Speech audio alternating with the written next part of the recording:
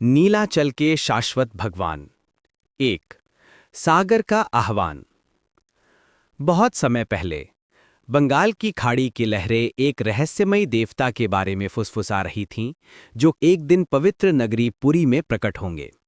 मालवा के राजा इंद्रद्युम्न, जो एक धर्मपरायण शासक थे, अक्सर एक चमकदार श्यामवर्णी आकृति का स्वप्न देखते थे, जो चकाचौंध भरी रोशनी से घिरी होती थी। उनके स्वप्न में एक दिव्य वाणी ने घोषणा की, मुझे वहां खोजो जहां नीला समुद्र सुनहरी रेत को चूमता है, वहां मैं संसार के कल्याण के लिए प्रकट होऊंगा। भगवान को खोजने के लिए दृढ़ निश्चयी राजा ने पूर्व की ओर एक लंबी तीर्थ यात्रा शुरू की। उनके साथ ऋषि और संगीतकार थे, जिनके भजन समुद्री हवा की तरह सारे देश में फैल रहे थे। 2 लुप्त प्रतिमा। खोज उन्हें नीलगिरी पहाड़ियों तक ले गई। वहां वन ऋषियों ने एक पवित्र लकड़ी के लट्ठे दारू ब्रह्म के बारे में बताया, जो दिव्य ऊर्जा से चमकता हुआ किनारे पर तैर कर आया था। फिर भी जब राजा उस स्थान पर पहुंचा तो वो चमत्कारी लट्ठा गायब हो चुका था। हृदय विदारक वो कई दिनों तक समुद्र के किनारे प्रार्थना करता रहा, जब तक कि दिव्य ऋषि नारद प्रकट नहीं हुए। हे राजन, डरो मत, नारद ने कहा। भगवान अपना समय स्वयं चुनते हैं। नीलाचल पर्वत पर एक मंदिर बनवाओ और दिव्य रूप प्रकट हो जाएगा। 3 बढ़ई देवता। नारद की सलाह मानकर इंद्रद्युम्न ने एक भव्य मंदिर बनवाया। कुछ ही देर बाद एक रहस्यमयी बूढ़ा बढ़ई आया।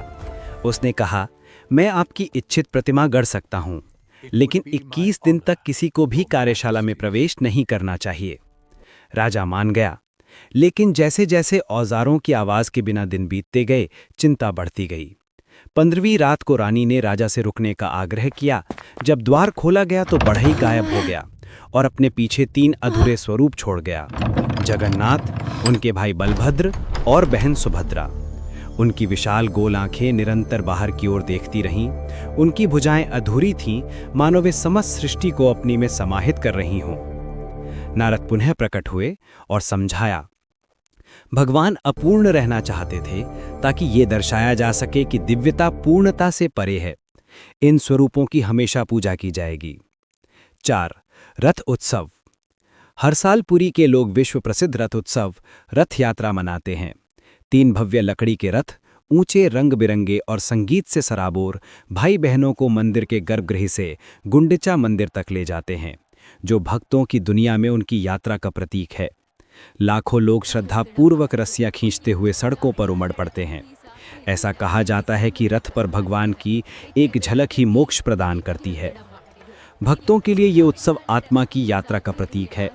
रथ की रस्सियों को खींचना इस बात की याद दिलाता है कि ईश्वर तक पहुंचने के लिए सभी हृदयों को एक साथ मिलकर प्रयास करना होगा। 5 सीमाओं से परे संदेश। जगन्नाथ की गोल बिना ढक्कन वाली आंखें किसी जाति या कंथ को नहीं देखती। मछुआरे, राजा, घुमक्कड़ संत और साधारण ग्रामीण उनकी उपस्थिति में कंधे से कंधा मिलाकर खड़े होते हैं।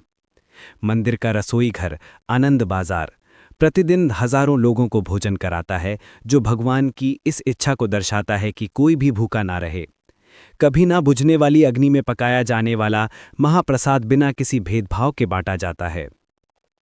मध्यकाल में चैतन्य महाप्रभु जैसे संत जगन्नाथ के रथ के सामने विभोर होकर नृत्य करते थे और सार्वभौमिक प्रेम का संदेश फैलाते थे। आज भी दुनिया के कोने कोने से तीर्थयात्री पुरी के भव्य प्रांगण में अपनेपन का एहसास करते हैं। 6 शाश्वत उपस्थिति। जैसे ही मंदिर में शाम ढलती है, शंख ध्वनियां गूंजती हैं और समुद्री हवा में दीपक टिमटिमाते हैं। भक्त मानते हैं कि जगन्नाथ केवल एक लकड़ी की मूर्ति नहीं, बल्कि ब्रह्मांड के शाश्वत स्वामी हैं, जगत और नाथ। उनकी अधूरी आंखें खुली रहती हैं, सभी को अपने असीम आलिंगन में आमंत्रित करती हैं। मुख्य बात, भगवान जगन्नाथ की कथा केवल एक मौतानिक कथा नहीं है, ये एक समावेशन, सेवा और प्रेम की एक जीवंत परंपरा है। इस कथा के साथ 20 मिनट बिताने का अर्थ है ये स्मरण दिलाना कि दिव्यता सर्वत्र विद्यमान है, रथ को खींचने में, भोजन बांटने में और मानव हृदय के असीम